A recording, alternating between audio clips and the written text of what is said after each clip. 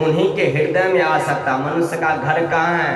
अरे मनुष्य शरीर का घर तो आप मकान बनाते हैं, लेकिन मनुष्य का वास्तविक घर कहा जाए इसी शरीर के अंदर में है। 10वां द्वार में जब प्रवेश करेंगे वह आपका निजी घर है, लेकिन वहां तो जा नहीं पाते हैं। कहा जिसको दूसरों का सुख और आनंद अच्छा लगे, दूसरों का सुख और आनंद अच्छा लगे, आनंद ददाति ही तिह नंदः, जो आनंद दूसरों को देता है और दूसरों के आनंद में अपना आनंद मानता है, दूसरों के सुखों में अपना आनंद मानता है, दूसरों के सुखों से अपना सुख मानता है, ऐसी प्राणी यदि माँ बहने भाई बंधु जो भी हो उसे समझ लेना चाहिए वह स्वयं ही नंद है, नंद बाबा है। जब नंद बाबा आप बन जाएंगे तो वे प्रभु श्री कृष्ण कहाँ जाएंगे? उसको तो वासुदेव के घर से भी आपकी गोद में आना ही है।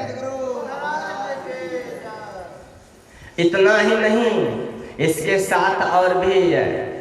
यशोदा के पास में माया का अवतार हुआ है, यशोदा के पास माया का अवतार हुआ है, लेकिन माया उनके पास में टिकी नहीं है, माया उनके पास नहीं टिकी है और ब्रह्म उनके पास आ गए, अर्थात भगवान श्री कृष्ण आ गए, भगवान आए उनके पास में। माया शक्ति वहां से चली गई, अर्थात किसी भी बहाना से लेकर चले गए, अब भगवान आ गए। इसका क्या कारण है? यशः ददाति ही यशोदा, यशः ददाति इति यशोदा, जो यश देने वाला है। आजकल तो यश देने वाला कोई नजर ही नहीं आता है, स्वार्थ सिद्ध करने वाला है, अपनी यश लेने को सब तैयार है।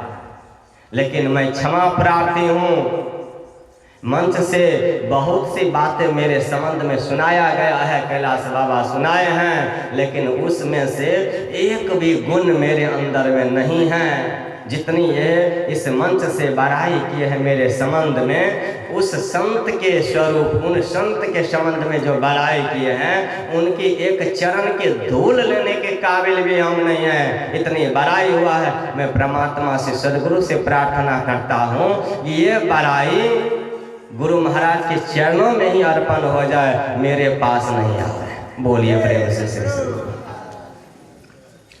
जो सदैव संत जो होते हैं वे अपना यश नहीं लेते हैं। मनुष्य वह होता है जो अपना यश नहीं चाहता है, कीर्ति नहीं चाहता है, जो सदैव दूसरों को कीर्ति देता है, दूसरों को यश देने में लगा रहता है, जो दूसरों की बड़ाई देने में लगा रहता है, दूसरों को सुख पहुंचाने में लगा रहता है, वही तो है यशोदा।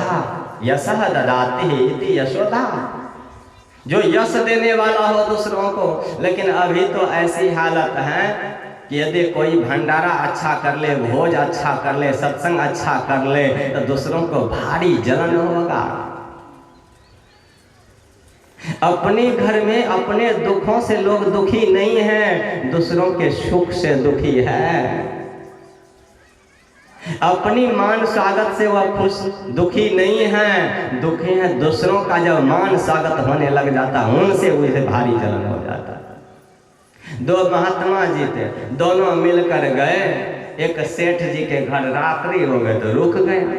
अब दोनों महात्मा रुके तो उसी सेठ जी के घर। अब सेठ जी संध्या के समय में पूछने के लिए आए, अच्छा महात्मा जी, अच्छा बतलाइए आपके संग में जो दूसरा महात्मा है जो शौचालय गया है, तो वह महात्मा कैसा है, उनका क्या स्वभाव है, सो बतलाइए वो कैसा है।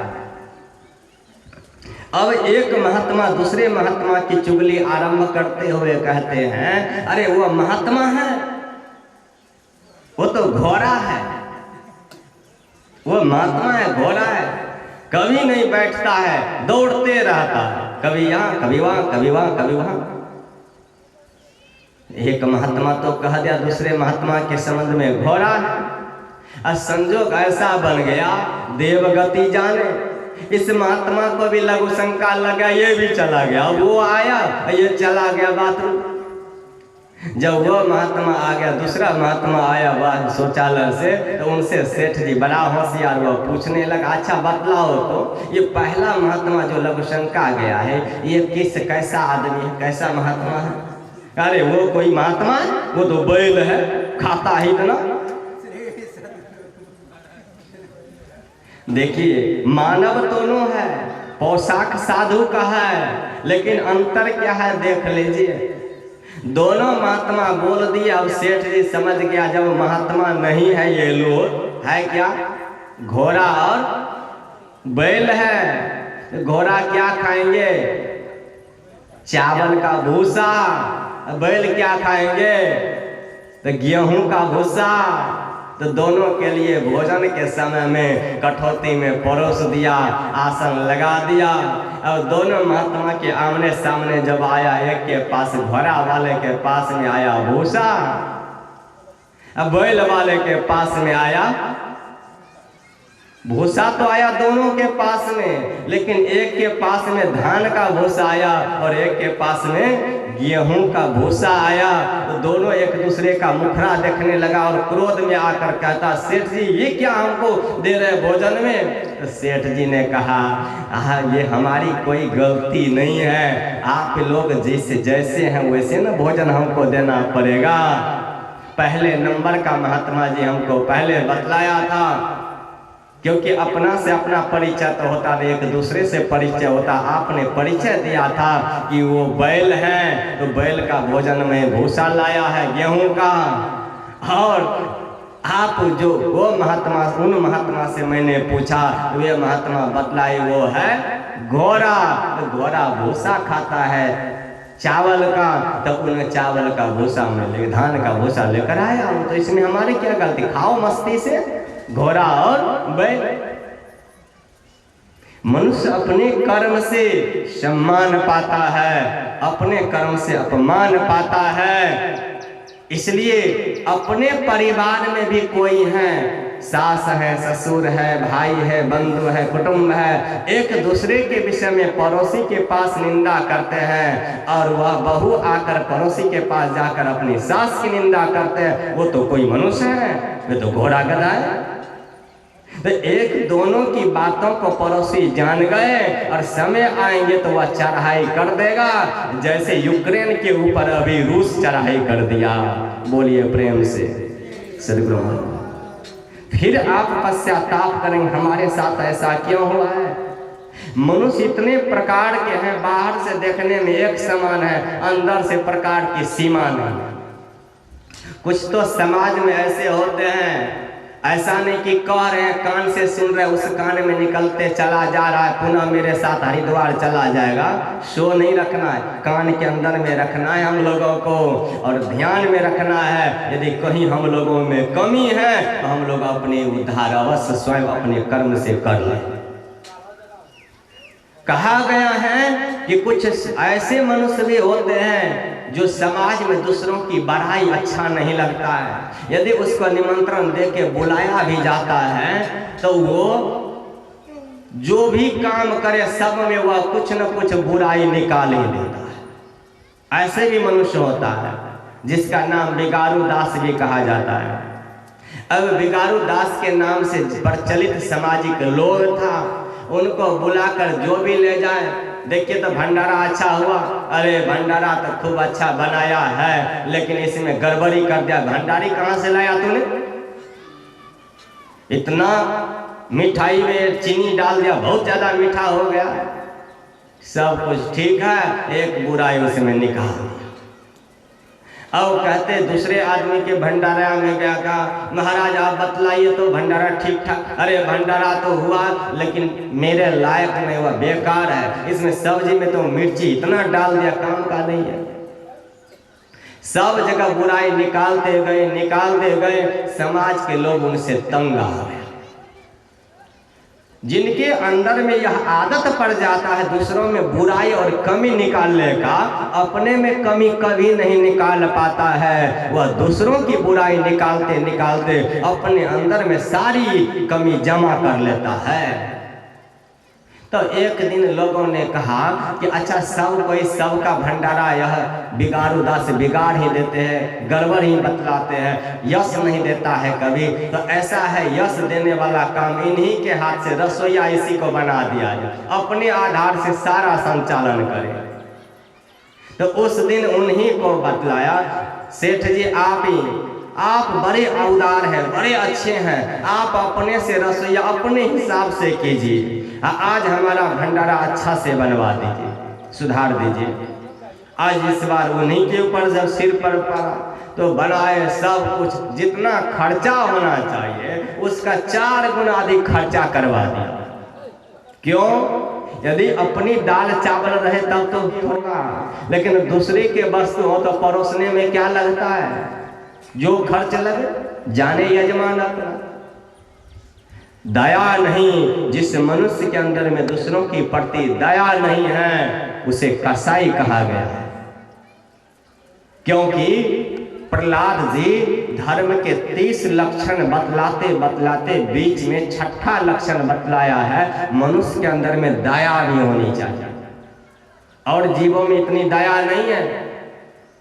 गाय में देखिए गौ माता कहते हैं हम लोग, लेकिन गौ माता का बछड़ा सामने में है, उन्हीं से जन्म लिया है बछड़ा, लेकिन रोटी वहां फेंक दीजिए खाने के लिए तो बछड़ा यदि कहीं मुंह में ले भी लिया है तो गैया क्या करती है, अपनी सींग से मार कर रोटी छीन लेती है।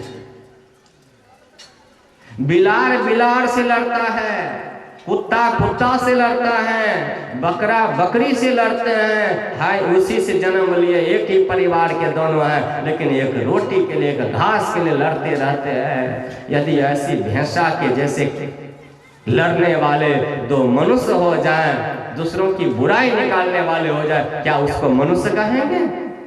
विचार करना होगा हम लोगों को। दया होनी चाहिए। धर्म के 30 लक्षण में से 6ठा लक्षण बतलाया है, मनुष्य के अंदर में दया होनी चाहिए। दया 30 लक्षण को बतलाने लग जाए तो 30 दिन में पूरा होगा, इतनी लंबी कहानी है उनकी।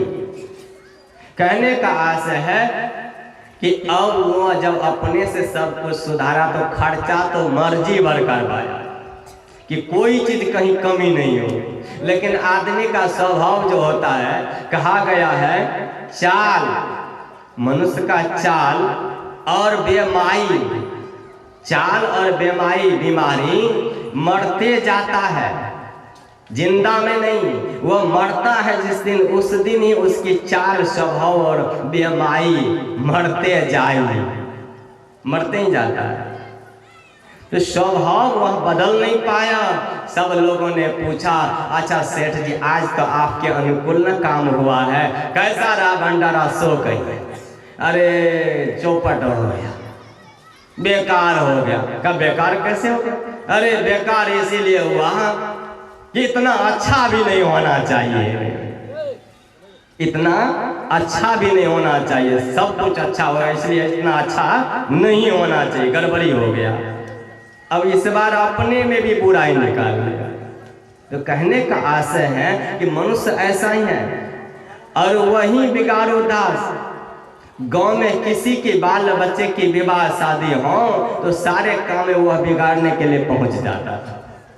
उनकी आदर सत्कार तो किया जाता था, आदर सत्कार होता है जरूर, लेकिन कहीं चाहे उसको नहीं दिया गया, कहीं आगे पीछे हो गया तो उसमें भी वह बिगड़ जाते थे।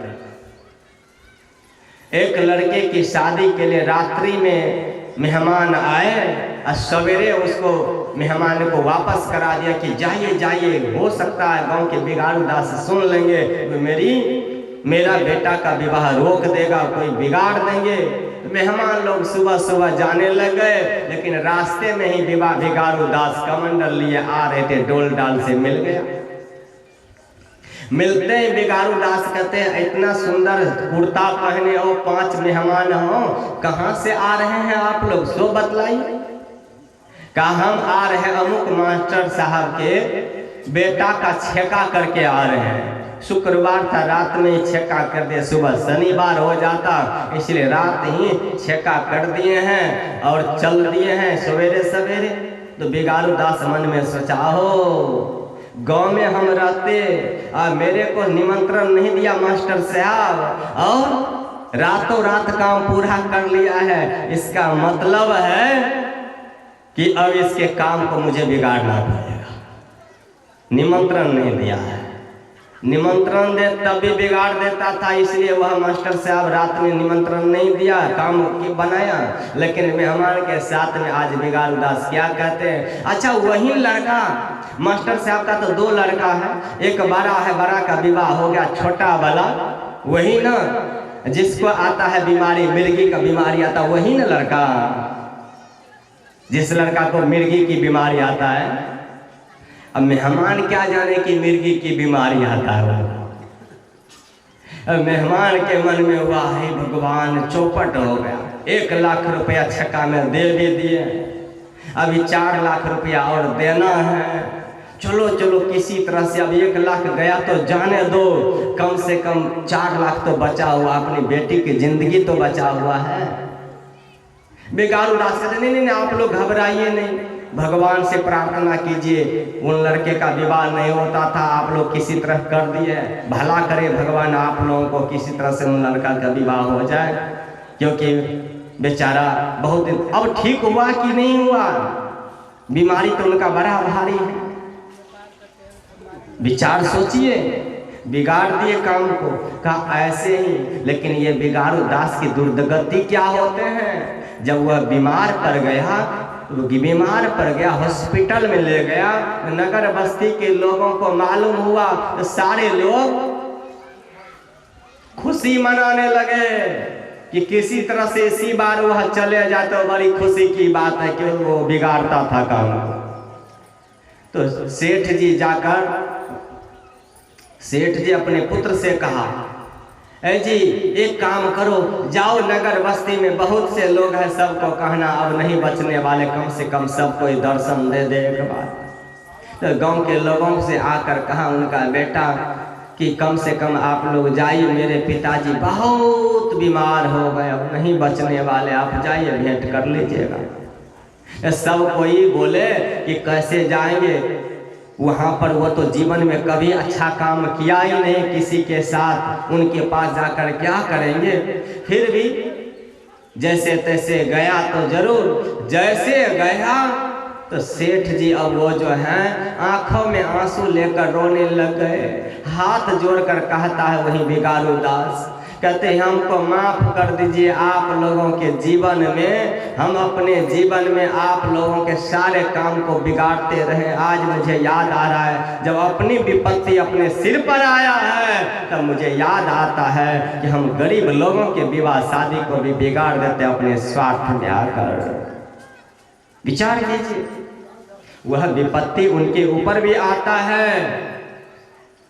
यशोदा माई के संबंध में कहा गया है, वे सदैव सबको यश देने वाली है, यशः ददाति स यशोदा, इसीलिए उनके घर में भगवान आए हैं। तो हम लोगों को यही समझना चाहिए, अपने परिवार में भी सदैव दूसरों की बुराई नहीं देखे, दूसरों की बड़ाई देखे, दूसरों में गुण देखे, दूसरों में अच्छाई देखे, दूसरों की सेवा करे, माता पिता भाई बंधु सबकी सेवा करे। जब सब में वही ब्रह्म है तो राग द्वेष किससे करेंगे, किससे बैर करेंगे।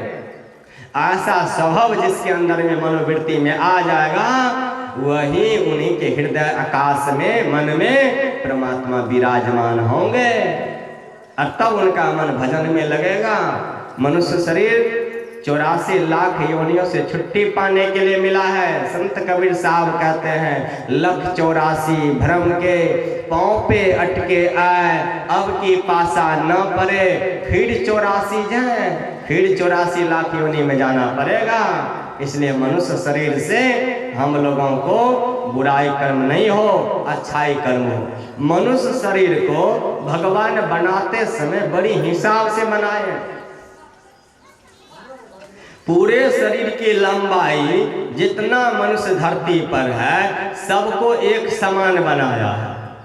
लंबाई सब अपने अपने हाथ से नापेंगे तो केवल 3.5 हाथ का ही होगा, 4 हाथ का कोई नहीं होगा।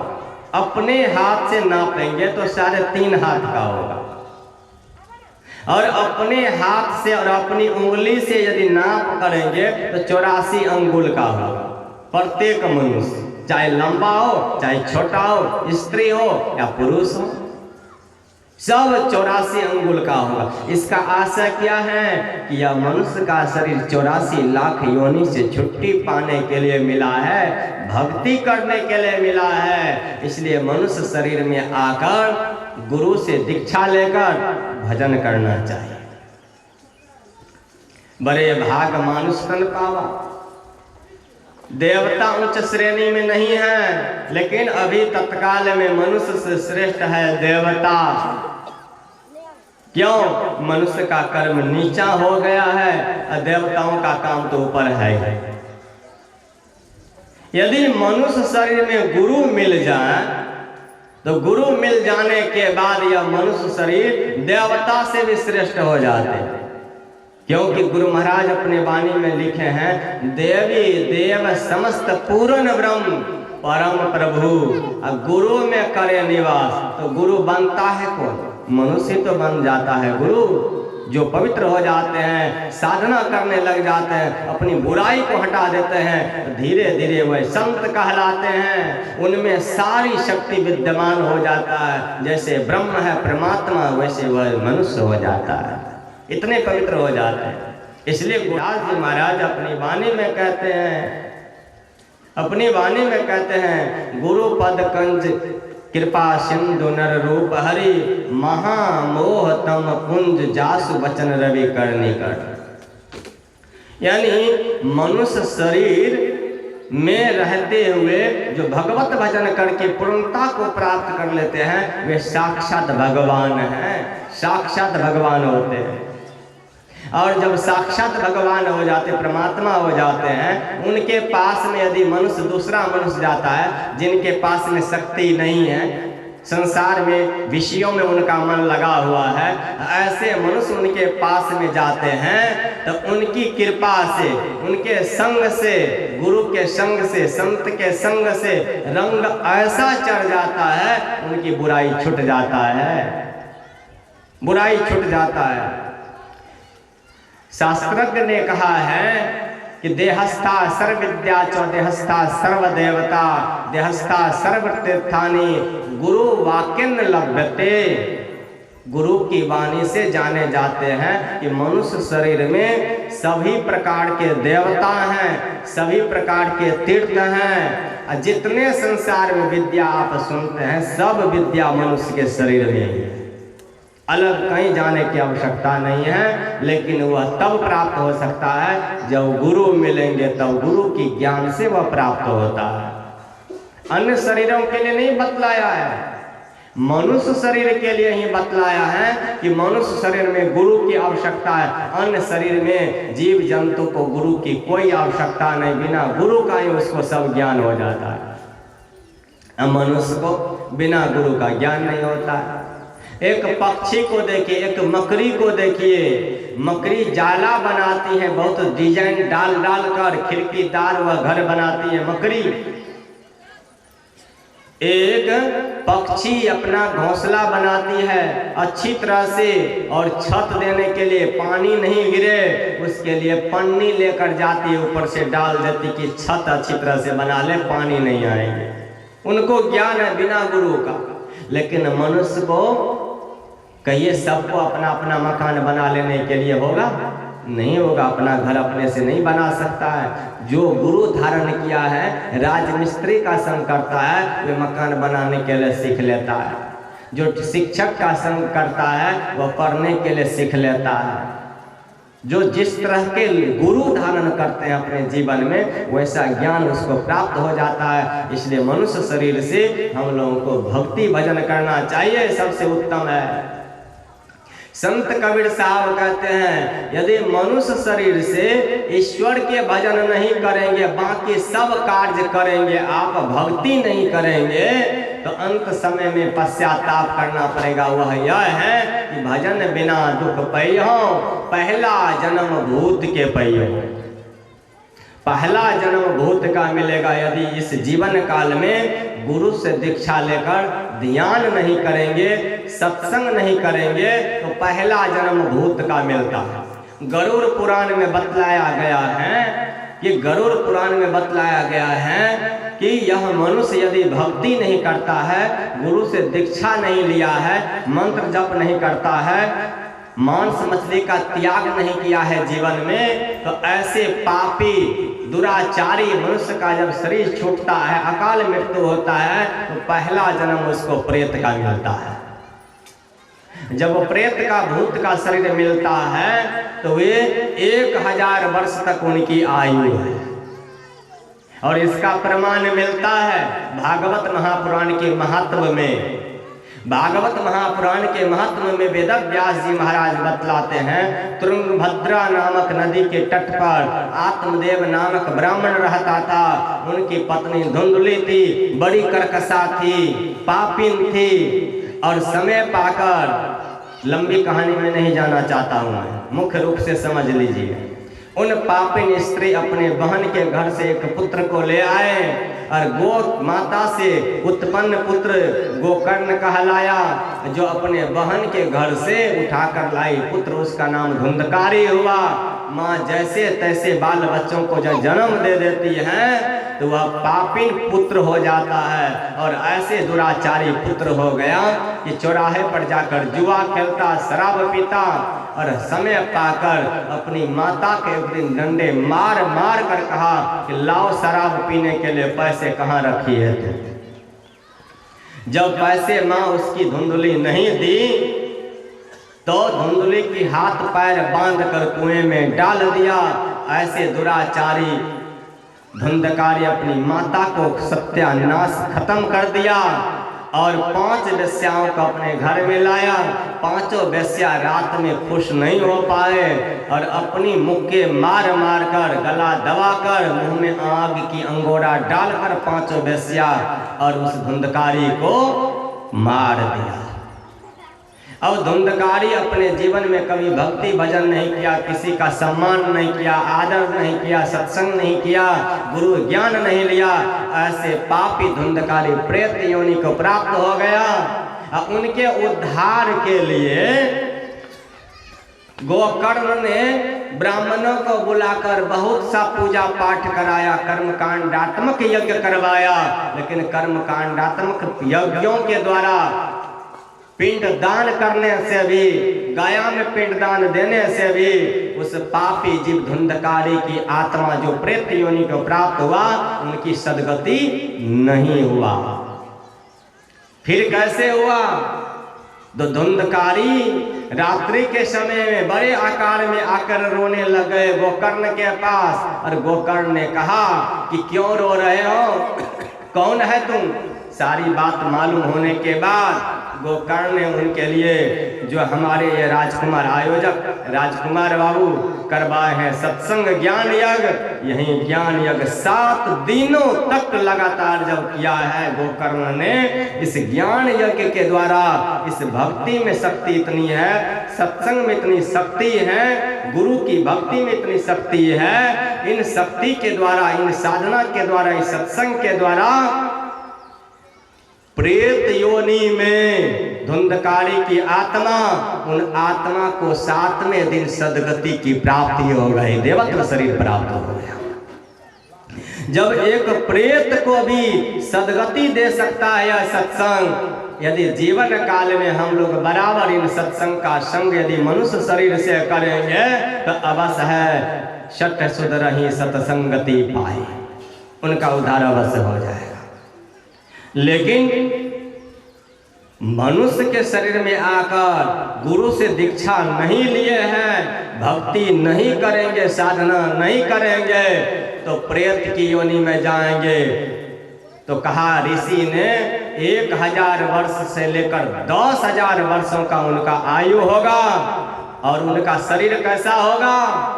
संत कबीर साहब के वाणी में सुनिए, पहला जन्म भूत के पाई हो, 7 जन्म पछतई हो, कांटे पड़ला पानी पी हो, प्यासन ही मरी जई हो। दूजा जन्म सुआ के पाई हो, बाग बसेरा ले हो, कहने कहते कहते और भी बतलाया गया है। विचार कीजिए कितना कष्ट होगा।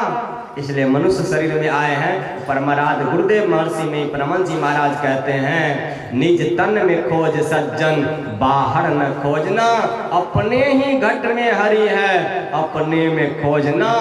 दो नैन नजर जोड़ के एक नोक बना के, अंतर में देख सुन सुन अंतर में खोजना। शरीर के निचले भाग में मूलाधार है, मूलाधार में ब्रह्मा जी की वास स्थान है। स्वाधिष्ठान उससे ऊपर है, उसमें ब्रह्मा जी का वास है। उससे ऊपर मणिपूरक है, उसमें विष्णु भगवान का वास है नाभि चक्र में। उससे ऊपर अनाहत चक्र है, अनाहत चक्र में शिव भगवान का वास है। और कंठ में सरस्वती का वास है। एवं प्रकार से बतलाया गया है। बाएं और दाएं में आंखों में चंद्रमा और सूरज का वास है। एवं प्रकार से बतला इसी शरीर में नीचे से कुंडलिनी शक्ति गुरु की जुक्ति से जब जागृत करेंगे, साधना करेंगे, धीरे से धीरे ऊपर उठते जाएंगे वह प्राण स्पंदन। और आते आते दोनों आंखों के मध्य स्थान पर जब दोनों दृष्टि की धार एक स्थान पर मिलते हैं, तो वहां पर भगवान श्री शिव जी कहते हैं कि सिरह कपाले रुद्राक्ष विवरम, अर्थात सिर जो होते हैं मनुष्य का, इन सिर के आंख बंद करने पर, यानी सिर यानी माथा में आंख बंद करने पर अंधकार मालूम पड़ता है। वह अंधकार रुद्राक्ष है। रुद्राक्ष लाल नहीं होता है, उजला नहीं होता है। यदि सरसों के तेल में उसको डाल कर रखा जाता है वह बिल्कुल काला हो जाता है। कहा ऐसे ही काला अपने अंदर में अंधकार दिखलाई देता अभ्यासी को आरंभ काल में। और उस अंधकार को रुद्राक्ष कहा गया है। रुद्राक्ष में छिद्र होता है, जिस छिद्र में डोरा डाला जाता है, धागा डाला जाता है रेशम की का, उसी तरह से संपूर्ण अंधकार के ठीक बीचों बीच क्या है, वह बिंदु है। बिंदु शिव शक्ति निकेतनम देहं शिवालयं प्रोक्तम सिद्धिदम सर्वदेही नाम। मनुष्य शरीर ही शिवालय है। इस शरीर में दोनों आंखों के मध्य स्थान पर जब दृष्टि को स्थिर करता है, उन रुद्राक्ष में अंधकार में प्रकाश चिन्ह मालूम पड़ता है। तो उसमें कहा गया है चिंतयेत यदा, अर्थात आंख बंद करके यदि मनुष्य शरीर में गुरु से दीक्षा लेकर ध्यान जब आप करेंगे, तो वहां चिंतन मात्र करने से क्या कहते हैं, विद्युत पुंज समप्रभा ज्योति प्रकाशः अस्मरेत विद्युत पुंज समप्रभा, अर्थात विद्युत पुंज बिजलियों की चमक दिखलाई देंगे। जब दोनों दृष्टि की धार मिलेंगे एक स्थान पर, तो आरंभ में मिलता नहीं है, अभ्यासी आंख बंद किए मिलाने का प्रयास करता है। जब मिलता है बिजलियों की चमक दिखलाई देता है। मैं नहीं कह रहा हूं, भगवान शिव जी कह रहे हैं। शिव जी के भक्त बैठे होंगे तो सुन लीजिएगा, शिव भगवान क्या बोले करने के लिए। केवल हाथ में कंगना बांधने के लिए नहीं बोले हैं, गला में माला पहन के मांस खाने के लिए नहीं बोले हैं, बल्कि बोले हैं कि पवित्र यह माला है मेरा रुद्राक्ष है, इसे वैष्णव व्रत का धारण करो और साधना करो, अपने अंदर में वह रुद्राक्ष है। तब क्या होगा, विद्युत पुंज समप्रभा, बिजलियों की चमक दिखलाई देंगे आरंभ काल में। और जब उस बिजलियों की चमक आएंगे और फिर भाग जाएगा, तो अभ्यासी उनको दर्शन करने के लिए फिर व्याकुल रहेंगे, उनका चिंतन मात्र करते रहेंगे। चिंतन करते करते उसमें कभी प्रकाश का चिन्ह दिखलाई देगा, ज्योति स्वरूपा। जब ज्योति अस्मरित अर्थात विद्युत पुंज समप्रभा, विद्युत का अर्थ होता है बिजलियों की चमक। ज्योति जब दिखलाए देंगे, उनको जब अभ्यासी चिंतन करते रहेंगे, तब क्या सब होगा, ध्यान से सुनिएगा सब कोई। जिससे दुख हम लोगों को इतना दिनों से हो रहा है, आज से नहीं दुख हो रहा है, संसार के सभी लोग दुखी है।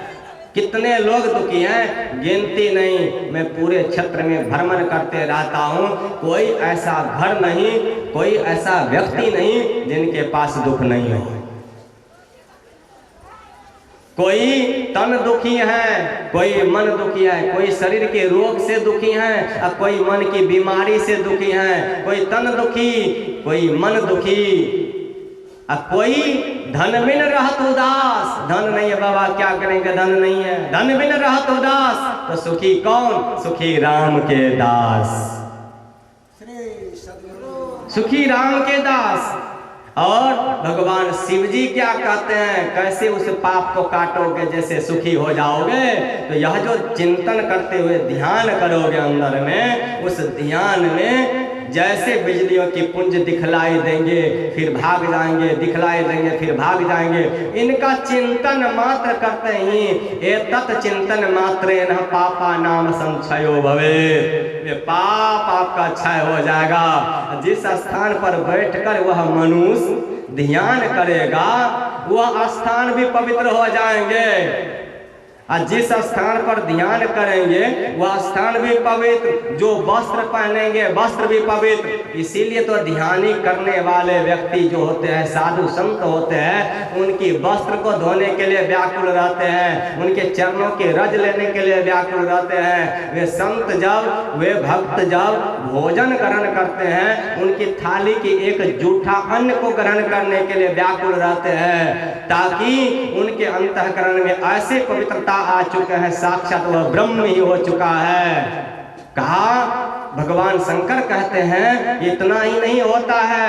कुछ लोग कहते हैं मैं बड़ा पापी हूँ, बड़ा दुराचारी, मनुष्य शरीर में आकर अब क्या भक्ति हमसे होगा। लेकिन भगवान क्या कहते हैं, दुराचारोष्पि पुरुषो लभते। क्या लभते हैं? दुराचारी पुरुष भी लभते हैं, उनको भी लाभ प्राप्त होता है। क्या? परमम पदम। परमम पदम कहा गया है कि पहला यह जीवात्मा का 5 स्थान रहने का है। जागृत अवस्था में, नेत्र में, स्वप्नावस्था में, कंठ में, सुसुप्ति अवस्था में हृदय में, और चौथी अवस्था जो आंख में होता है, आंख से ऊपर होता है, उसको कहा गया तुरीय अवस्था। तुरीय अवस्था में यह अभ्यास करते करते अभ्यासी मनुष्य शरीर से वह जीवात्मा को कहाँ ले जाते हैं? परमम पदम अर्थात तुरीयातीत अवस्था में। गुरु महाराज कहते हैं अपने वाणी में, वहां पर यह जीव हम प्रभु प्रभु हम एक कहीं होई, द्वंद्व द्वैत रहे नहीं कोई, मैं ही ऐसी आरती कीजिए, अब भव मह जन्म बहुरी नहीं लीजिए, सदा के लिए दुख मिट जाएगा। और जैसे ब्रह्म परमात्मा को किसी भी तरह का दुख नहीं व्यापता है, वैसे हम लोग सदा उसी तरह के दुखी हो जाएंगे। जब तक इंद्रियों के संग में रहेंगे, मनुष्य के शरीर में आते रहेंगे, तब तक दुख व्यापता रहेगा। इन्हीं दुखों से छुटने के लिए हम लोगों को मनुष्य का शरीर मिला है। इसलिए संत मत में अलग से ज्योति दिखा दिखा कर आरती नहीं होती है, कि बाहर की आरती तो करते उम्र बीत गया है, लेकिन अपने अंदर में अंधेरा ही रह गया। अब अंदर की अंधेरा को भगाने के लिए अंदर में साधना कीजिए और अंदर में ज्योति लाइए, तो ज्योति लाएंगे तो सदा प्रकाशित हो जाएंगे। उस प्रकाश के द्वारा परमात्मा का दर्शन होगा, यानी प्रकाश में शब्द मिलेंगे, शब्द को पकड़कर निशब्दम परमम पदम में जाएंगे और सब तरह के दुखों से हम लोग मुक्त पालेंगे, मुक्ति पालेंगे। समय तो बचा ही नहीं, जो रात्रिकालीन समय में आएंगे उनके लिए मैं वचन दिया था कि कुछ राजा सगर की कथा सुनाएंगे, तो रात्रि के समय में जो जो भाग लेंगे उसको यह प्रसाद के रूप में मिलेगा। क्योंकि अभी तो मनुष्य शरीर का बड़ाई हुआ, तो उसमें समय मेरे पास बचा नहीं, 5 से ज़्यादा हो गया। और हमारे आगे भजन का भी कार्यक्रम होगा, गायक महोदय है, तो उनसे आप लोग भजन श्रवण कीजिए। फिर उसके बाद आरती का गायन होंगे। अभी 1 दिवस बाकी है, कल बाकी है, कल भी आप लोग आइए और भाग लीजिए। कल अंतिम दिन है, आकर भाग लीजिए। 1 दिन बचा हुआ है, उसको पूरा कीजिए, पुण्य के भागी बनिए। बोलिए प्रेम से श्री सद्गुरु महाराज की जय। बोलिए प्रेम से श्री सद्गुरु महाराज की जय। अभी हम लोग पूज्य बाबा के द्वारा बड़े ही अमृतमय वाणियों से लाभ लिए। अब हम लोगों के बीच उपस्थित हैं पूज्य गायक महोदय, पूज्य स्वामी राम प्रवेश बाबा।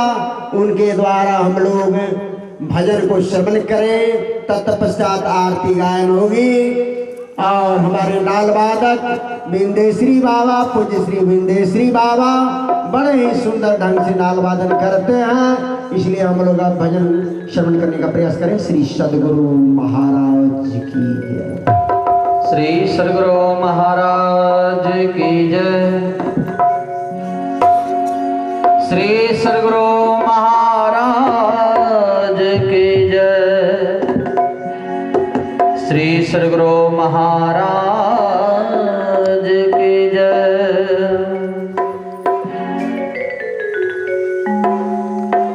मानुष तन दुर्लभ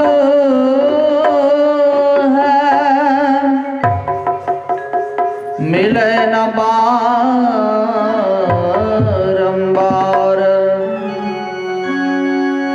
तरवर जो पता झड़े, बहुरी न लगी है डार। आइए, मानव शरीर की विशेषता को हम लोग सुन रहे थे।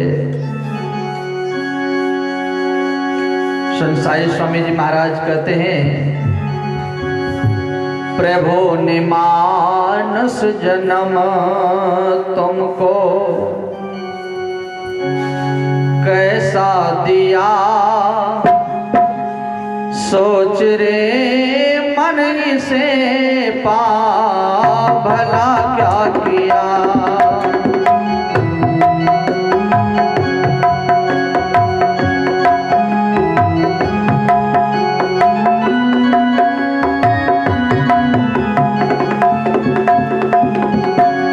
प्रभु ने मानस जन्म तुमको कैसा दिया, सोच रे मन से पा भला क्या किया।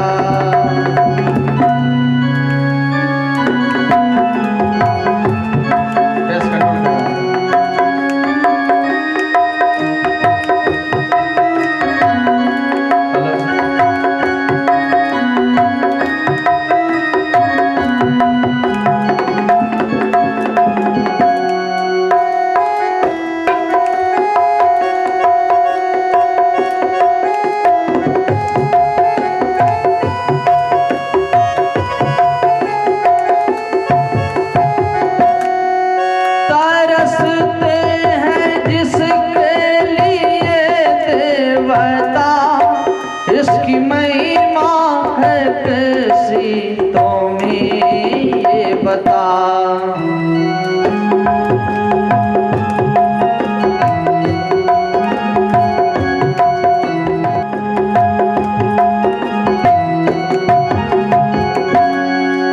तरसते हैं जिसके लिए देवता, इसकी महिमा है कैसी ये बता।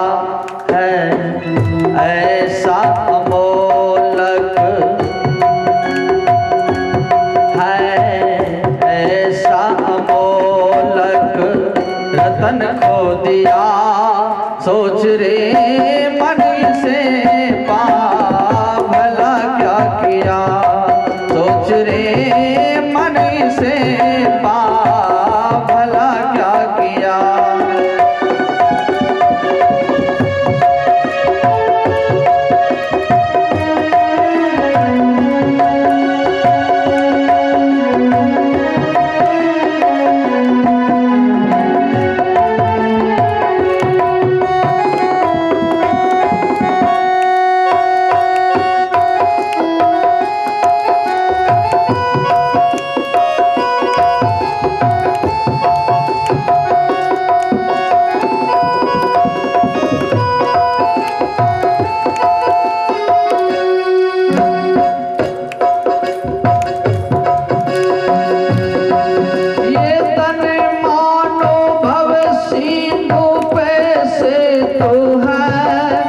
सदानंद पाने का भी हेतु है।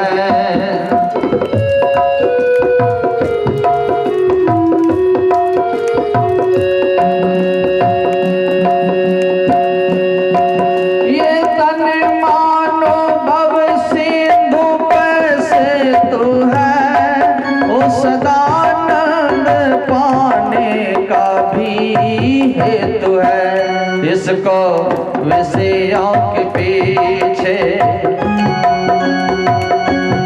इसको विषयों के पीछे बेरत कर दिया। सोच रे मन से भला क्या किया, सोच रे मन से भला क्या किया।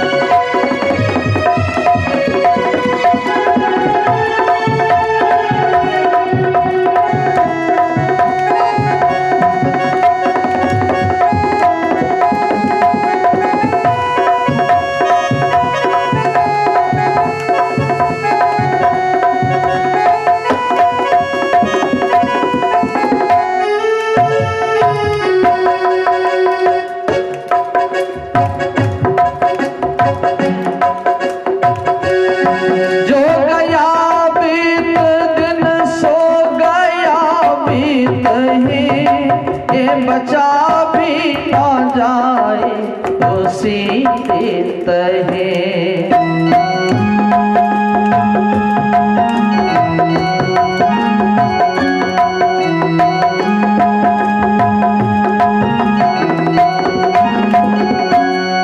जो गया बीत दिन सो गया बीत ही, ये बचा भी ना जाए उसी रीत है।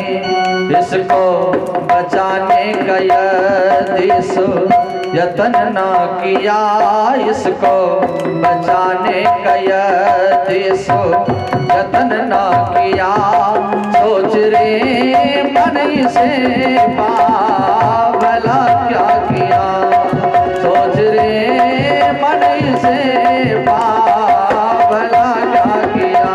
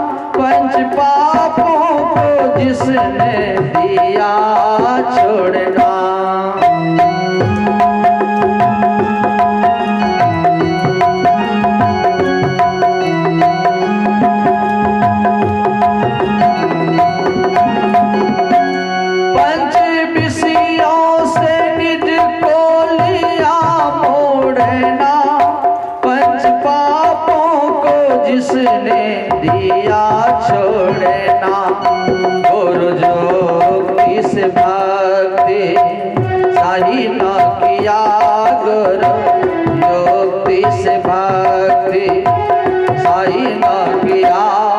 सोच रे मन से भला क्या किया, सोच रे मन से भला क्या किया। प्रभु ने मानस जन्म तुमको कैसा दिया, सोच रे मन से भला क्या किया, सोच रे मन से भला क्या किया, सोच रे मन से भला क्या किया। श्री सद्गुरु महाराज की जय। और संग सतगुरु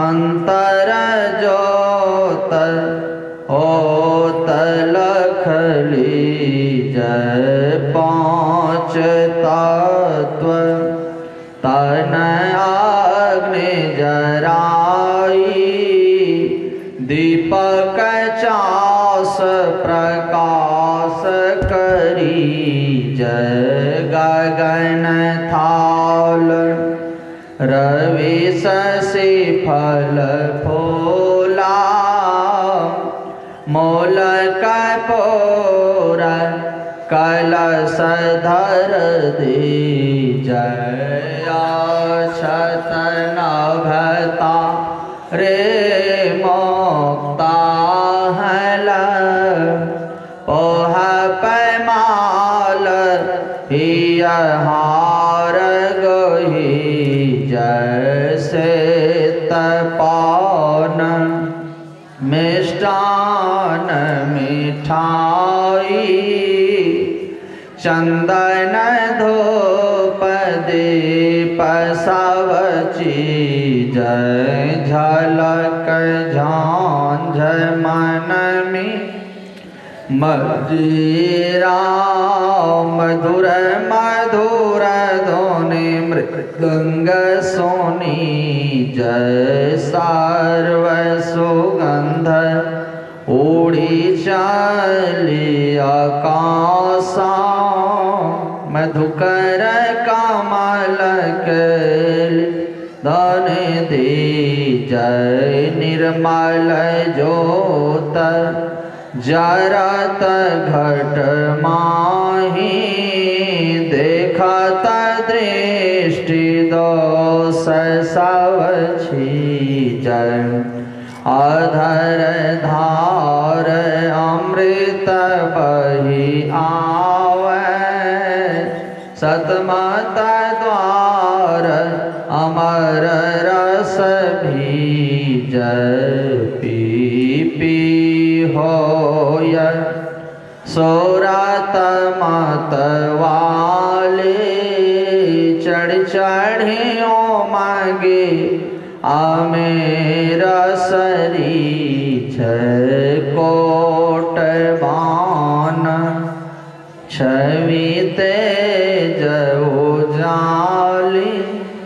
अलख पार लखी लाग लगी जय छिन छिन सूरत आधार पर राख गुरु प्रसाद अगम रस पीज दमकत कड़क कड़क गुरु धामा उलटिया लाल तुलसी तन तीज आरती तन मंदिर में कीज दृष्टि योग संत सरोवर गंगा जल है तही पखार सोदिया निर्मल भयो साधु के सत्संग समय गया फिरता नहीं जटिल करो निज काम जो बीता सो बीतिया अब हो कहो गुरु नाम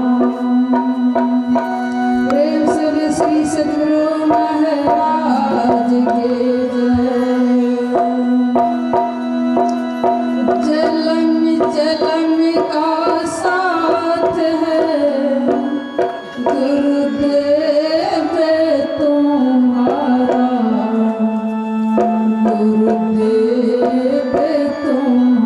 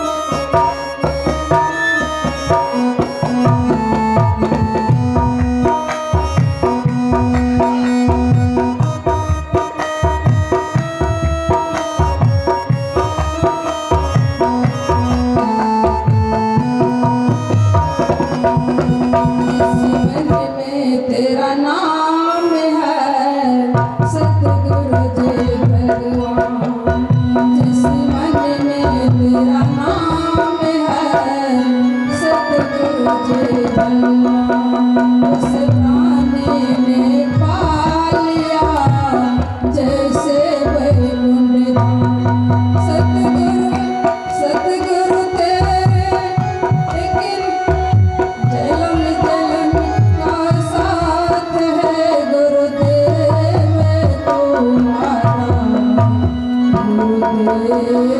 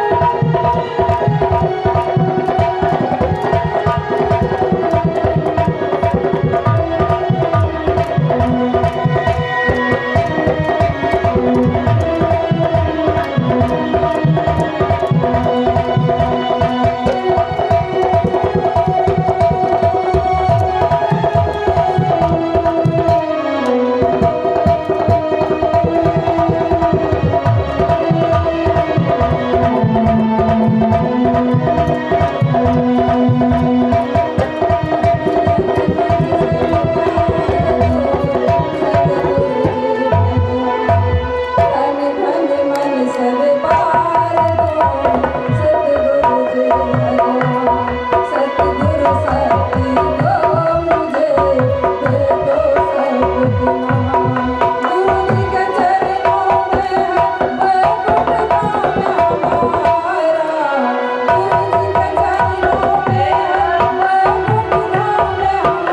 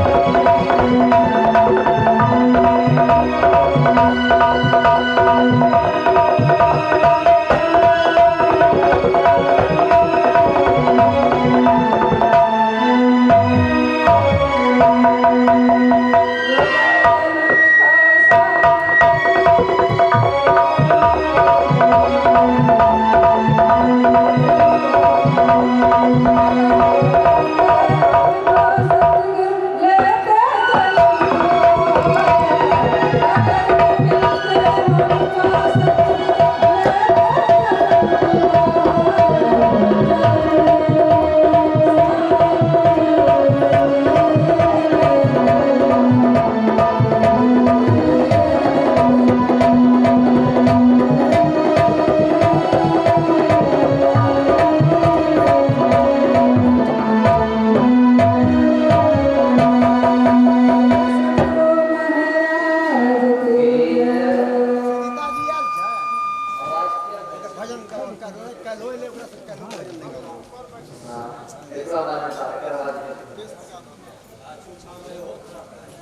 एकदम